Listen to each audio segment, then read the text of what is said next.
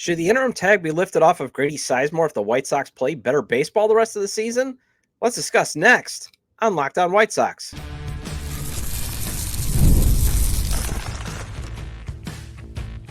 You are Locked On White Sox, your daily Chicago White Sox podcast. Part of the Locked On Podcast Network, your team every day. Hello, I'm your host, Todd Welter, a lifelong Sox fan and the site expert of Southside Showdown, part of the Fansided Network. You can check out my written content at SouthsideShowdown.com, and also I've covered Major League Baseball for outlets such as the Associated Press. And thanks for making Locked On White Sox your first listen every day. We are free and available wherever you get your podcasts and on YouTube, part of the Locked On Podcast Network, your team every day. Make sure to subscribe to the YouTube channel at Locked On White Sox. Also follow or subscribe to the show wherever you get your podcasts. Well, another Sunday column from USA Today's Bob Nightengale is out with a couple of White Sox nuggets in it. And one piece of information is that the club will consider giving Grady Sizemore the manager job next season, depending on how the team finishes. I'll discuss if that's a good idea or not in the first segment. And it's been a while since I've done a good and a bad from a series, but there was a mix of both in that Houston series that is worth discussing in the second segment. And finally, it is Monday. That means a Minor League Monday report. MLB Pipeline updated the Sox top 30 prospects. I'll discuss how the updated list provides hope, but some worry. This episode is brought to you by Prize Picks, the easiest and most exciting way to play daily fantasy sports. Go to prizepicks.com/LockedOnMLB and use code all lowercase LockedOnMLB for a first deposit match up to $100. Okay, Grady Sizemore should only be considered for the manager job permanently if the Sox win 6 weeks worth of games, or in the interview process, Chris Getz is getting vibes that all the candidates are going to be like Pedro Grifol. Someone who can point out the flaws, but is clearly just a good interview. Then Sizemore, hey, he's a good plan B. And that is what Grady is right now, a good backup option, but in a pivotal point in franchise history, you should be not hiring the backup plan. I agree with Chris Getz's assessment to go outside the organization and preferably a person that has no ties to the franchise.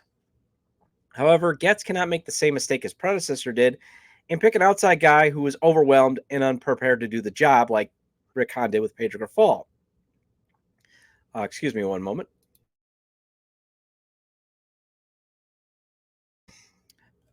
Getz has to hire someone who understands what is wrong with the franchise and have a vision and a plan to get things turned around and execute it. Pedro knew what was wrong with the team. He just didn't have much of a vision to get things turned around, and he wasn't able to execute any plan. I do like how Sizemore comes from outside the organization, but I prefer getting a coach who comes from, say, the Dodgers, the Rays, the Brewers. I don't mind the Diamondbacks organization. I just don't think the style of baseball they play, more of a contact and defense team, plays well to guaranteed rate field. Obviously, you want to play good defense, but you got to hit the long ball when you're playing at the rate.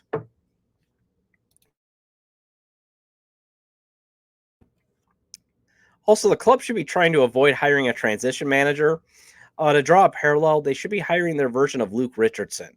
Love him or hate him on the Blackhawks, he was hired with the belief that he will coach the team through the rebuild and then be the coach once the competitive window opens.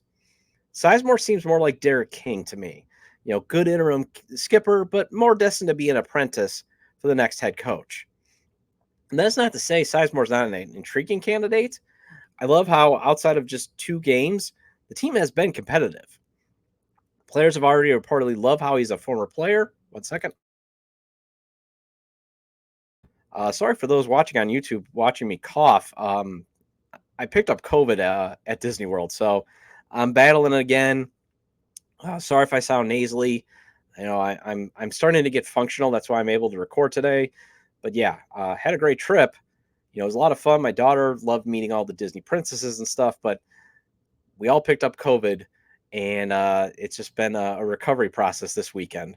So anyways, the players reportedly love how Sizemore's a former player, so he can actually speak with authority, obviously. The bench coach has already helped Sizemore establish a culture of you just don't flush a loss. Use that as your competitive advantage. So I like how he is almost the complete opposite of Pedro Grifol. He's a guy who played the game. So when he says something, the players can understand that, hey, he's been in an actual major league batter's box. He's coming from a place of authority because he had a pretty solid career. Even though Sizemore had a lot of injuries, if I recall, I think he made a couple all-star teams too.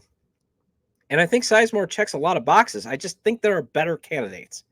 That's why, to me, he's the backup plan. And you should not be hiring your backup plan to run the organization because hopefully you're competitive by 2027. I know there are mixed feelings about Skip Schumacher, but the two things that make him the most ideal candidate are, one, he's won the NL Manager of the Year and made the playoffs with a dysfunctional franchise. And two, that might be enough clout for him to come in and help Getz usher in more organizational change that SoxMachine.com's James Fegan wrote so well about on August 13th. Go back and check that out. However, I believe there's going to be a bidding war for Schumacher, and the Sox never win. So who do you pivot to? Well, Terry Francona, he's the best choice, but the future Hall of Famer is going to want money, and he's probably not going to want a shadow GM and Tony La Russa around. So that's a pipe dream. The Athletics' John Greenberg, he put out a list. Miguel Cairo was listed only because Tony might have a lot of influence on the next hire, and Cairo was his bench coach, and he didn't do too badly in 2022 as the interim manager.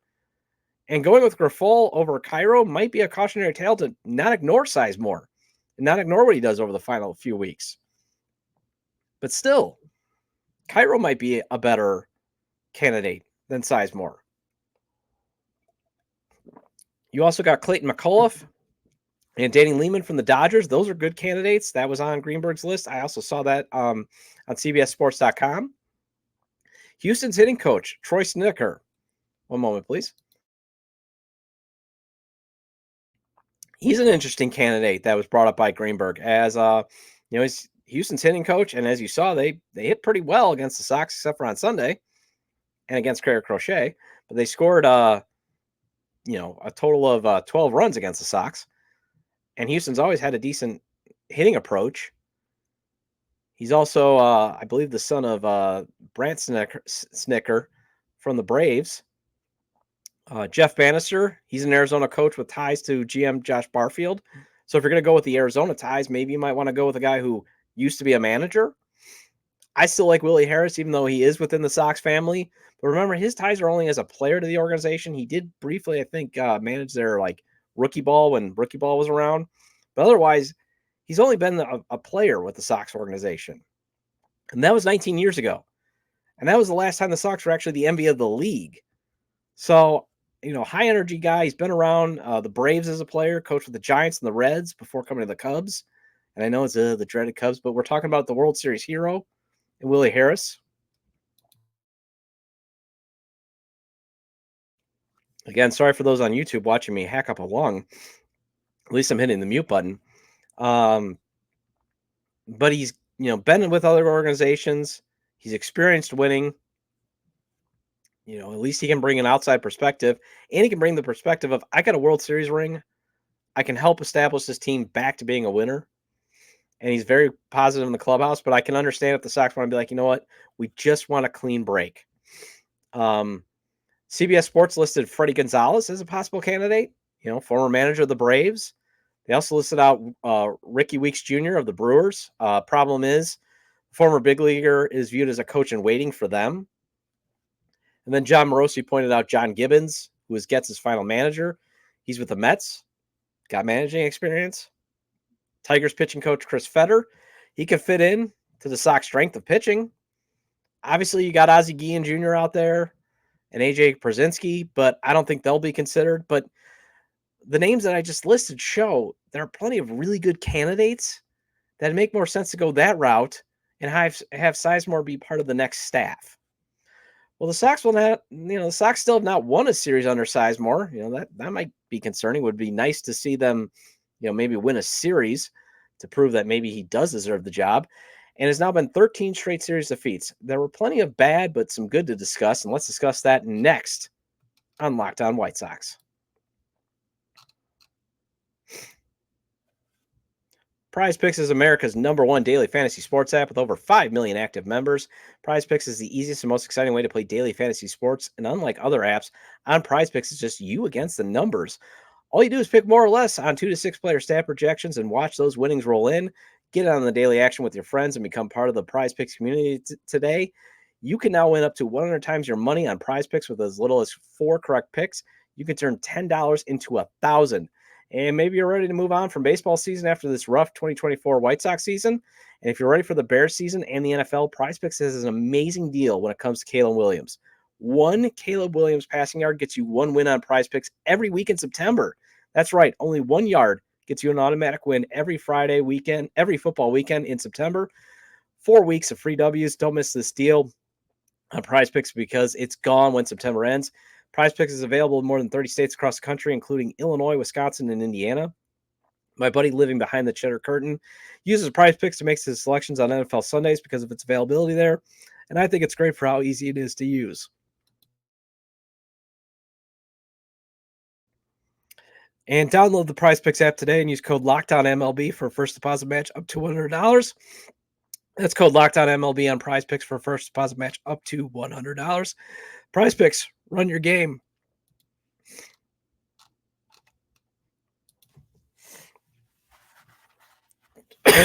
Sorry about this, guys. One more. Again, my apologies for that. Like I said, been battling COVID this weekend. Thank you for making Locked On White Sox your first listen today. For your second listen, enjoy the Locked On MLB podcast. Host Paul Sullivan, a.k.a. Sully, is here to provide national expertise with his trademark humor to help you get ready for the MLB playoffs. Here in the dog days of summer, prepare for the Fall Classic with Sully, who has it all covered every single day on Locked On MLB, available on YouTube or wherever you get your podcasts. Part of the Locked On Podcast Network, your team every day. And the White Sox road trip continues tonight with the start of a 3-game series against the San Francisco Giants. First pitch is at 8:45 p.m. Central Standard Time. Catch every pitch of the White Sox hometown broadcast with SiriusXM on the SXM app. Search White Sox. And welcome back to Locked On White Sox. I am your host, Todd Welter. Make sure to subscribe to the YouTube channel at Locked On White Sox. Also follow or subscribe to the show wherever you get your podcasts. All right, so the first thing to report from what happened over the weekend is the White Sox have been officially eliminated from the playoffs. I mean, it was clear that they weren't going to make the playoffs on, say, April 18th, but it's official on August 18th that they are not going to make the playoffs. Second, Luis Robert Jr., well, he's not out of his struggles yet, despite showing signs on Friday he was, but at least Friday showed why he still has some trade value in the offseason. Excuse me one second.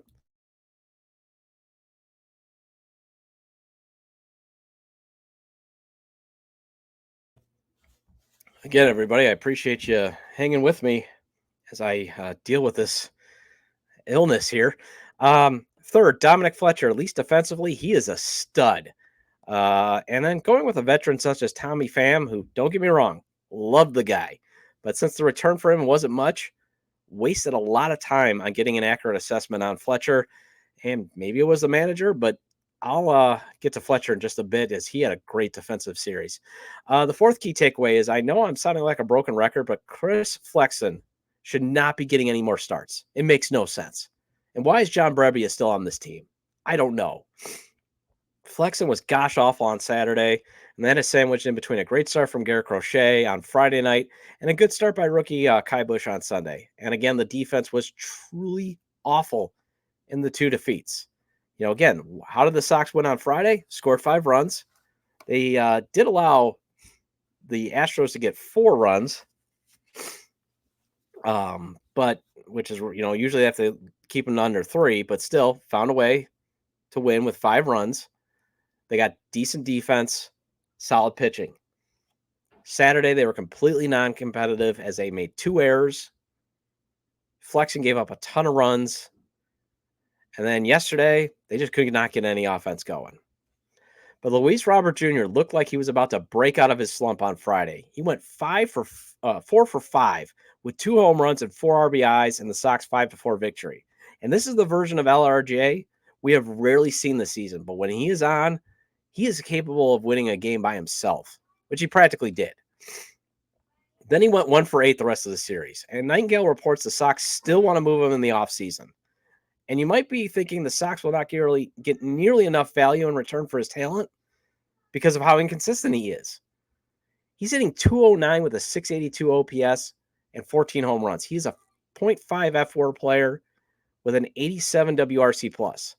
Obviously, all of his numbers are clearly down from 2023. But Friday is a game that Getz can point to when he's on the phone with other executives and say, the talent is still there. He just needs to change the scenery. And I'm starting to get to that point of being pro-trade LRJ. The man looks like he is lost. He is battling, trying to overcome all this losing. And I agree with the detractors that a lot of days he does look like he would rather be anyplace else besides playing center field for the Chicago White Sox.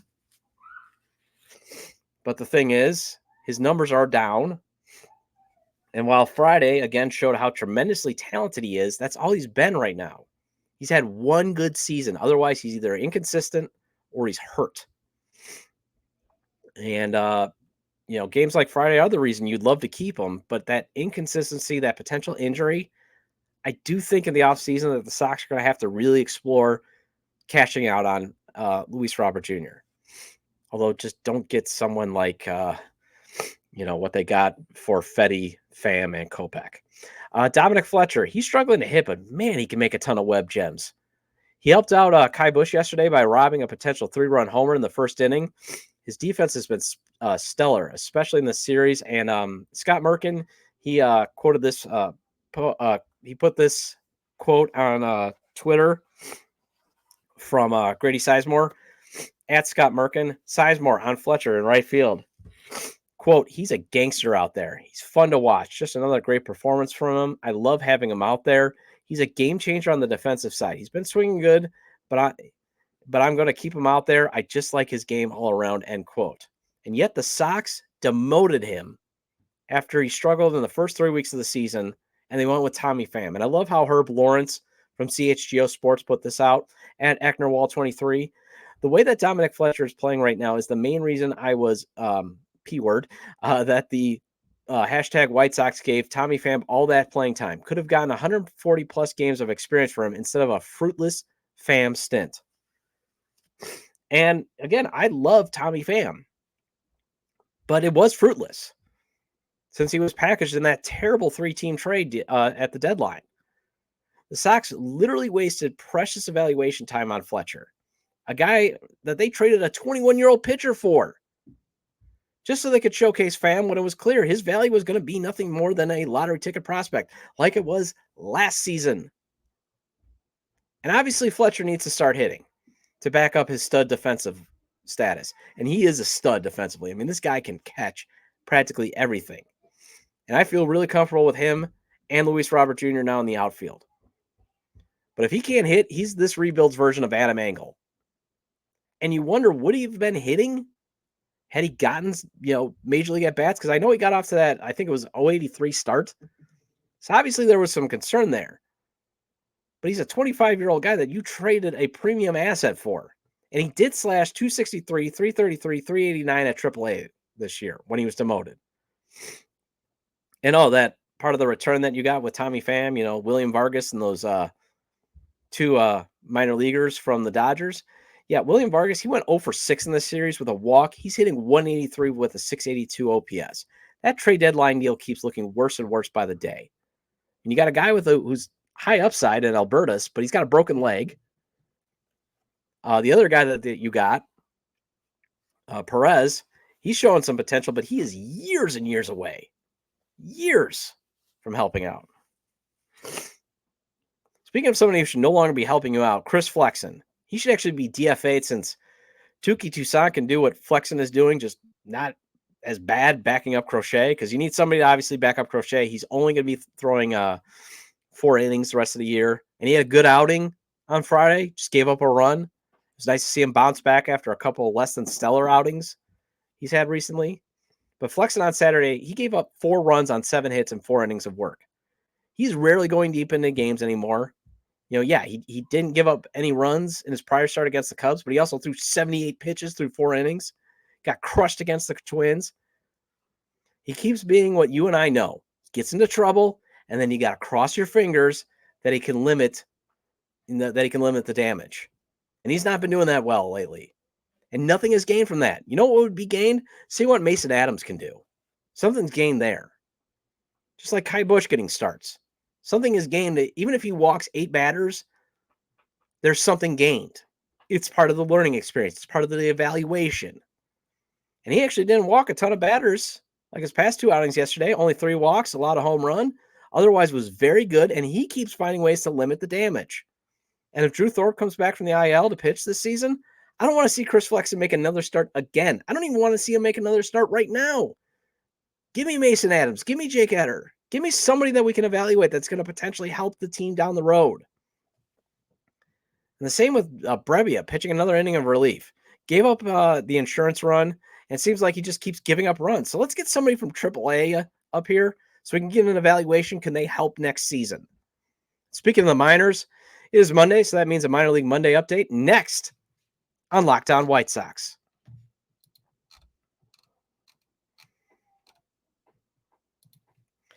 All right, you've heard us talk a lot about FanDuel, America's #1 sportsbook. Well, we have something a little different for you now through September 22nd. All FanDuel customers can bet $5 and get a 3-week free trial of NFL Sunday Ticket from YouTube and YouTube TV. Then with the YouTube TV base plan, you'll be able to watch every regular season Sunday afternoon on a market game. All you need is a Google account and a current form of payment, and you can cancel anytime. And if you're done playing the White Sox outside of fading them anytime they have a lead, the Lawrence Holmes maneuver, then FanDuel has some future props on the Bears worth throwing $5 on. You got plus 250 for Caleb Williams to have 5 or more rushing touchdowns, and a fun one to try is plus 1,400 for the Bears to score a field goal in every game. The Caleb one seems realistic. Cairo Santos kicking a field goal in every game just gives an added element to root for every game. My one buddy, on the text chain, he does that. He'll maybe put a prop bet in to see if the game will go into overtime. Just gives a little bit of an extra thing to root for while you're already enjoying Sunday. So just visit FanDuel.com/lockedon to download America's #1 sports book.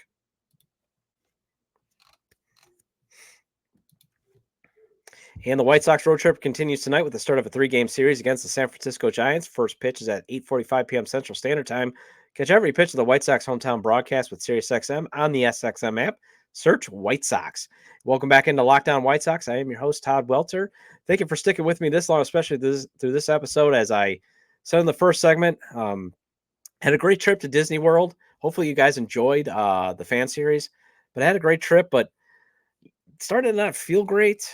And then realized when we got home, took a COVID test, and I tested positive for COVID, my daughter, then my wife eventually. So very sick household. This has been the summer of sickness for me, especially if you've been with me every single day. You've noticed, I had the ear infection.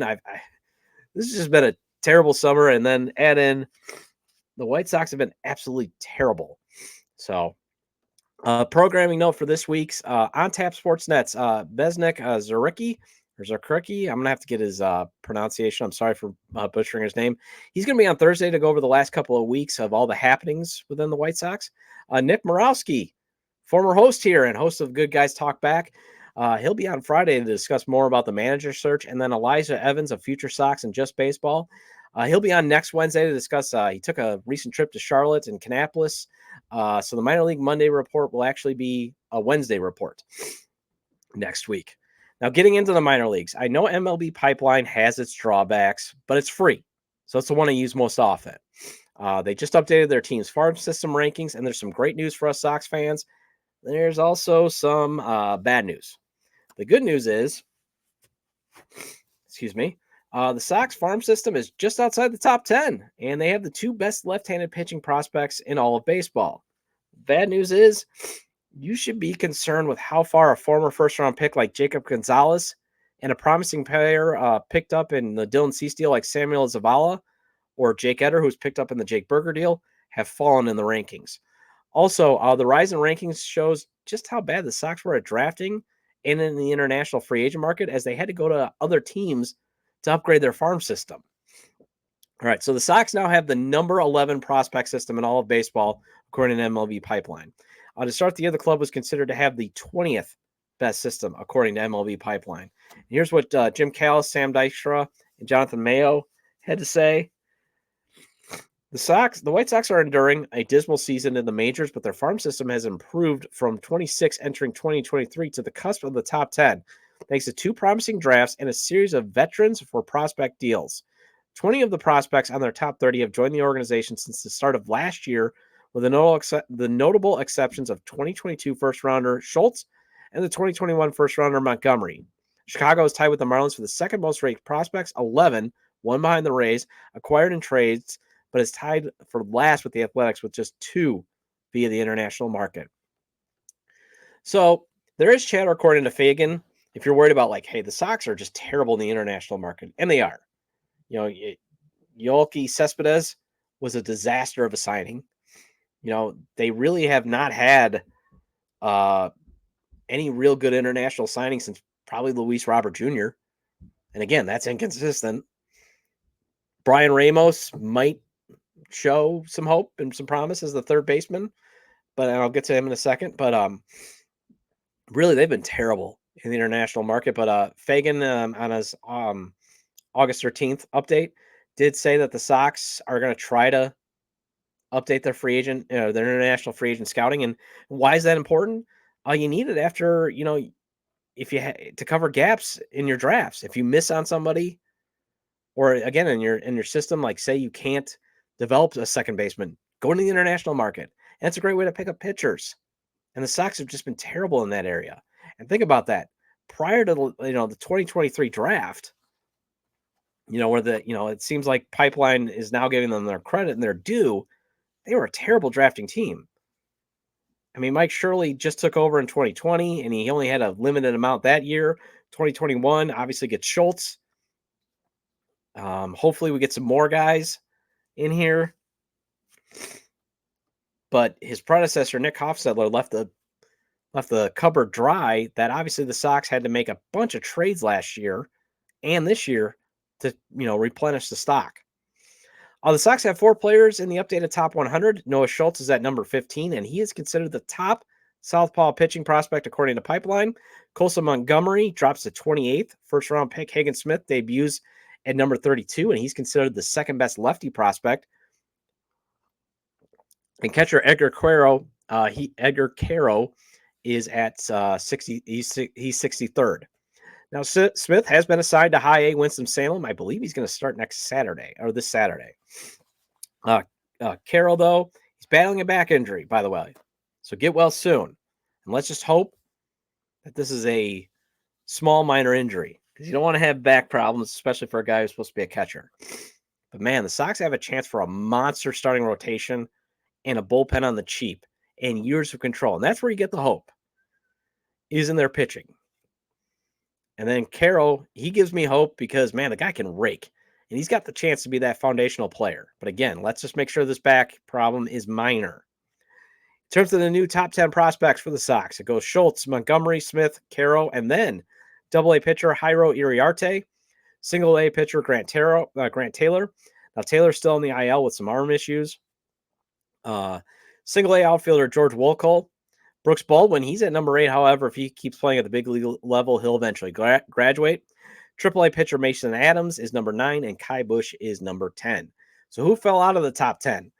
Brian Ramos, he's now 13. However, I wouldn't be too concerned about his drop because we kind of know what he needs to work on. He showed, some promise in his brief call-up. He's just got to be able to drive the ball. I would be worried, though, about Jacob Gonzalez dropping down to number 12. And he's been struggling at Double-A. 238, 292, 325 slash line over his past 10 games. Excuse me. This is a guy who's already been passed by Baldwin and this year's second pick, Caleb Bohmeyer, in the rankings in terms of shortstop and second base. And the book on Gonzalez was he was more of a floor guy with a low ceiling, and he's been struggling to hit. And that's looking like it might be a wasted first-round pick. Still, has to work out some of his issues. At least he's facing adversity, and that's kind of the spin right now with Colson Montgomery and his drop is he's facing adversity. But it's like these guys have got to start hitting if they're supposed to be the future. Samuel Zavala drops all the way down to number 17 as he continues to struggle at High A Winston-Salem. Slash line of 193, 347, 311. So the OPP is still promising, but man, he has struggled to hit, and he was he was in the top 10. Jake Eder dropped all the way down to number 23. I don't think he was in the top 10, but that's still a pretty significant fall. And it isn't a great look when Jake Berger is mashing the ball.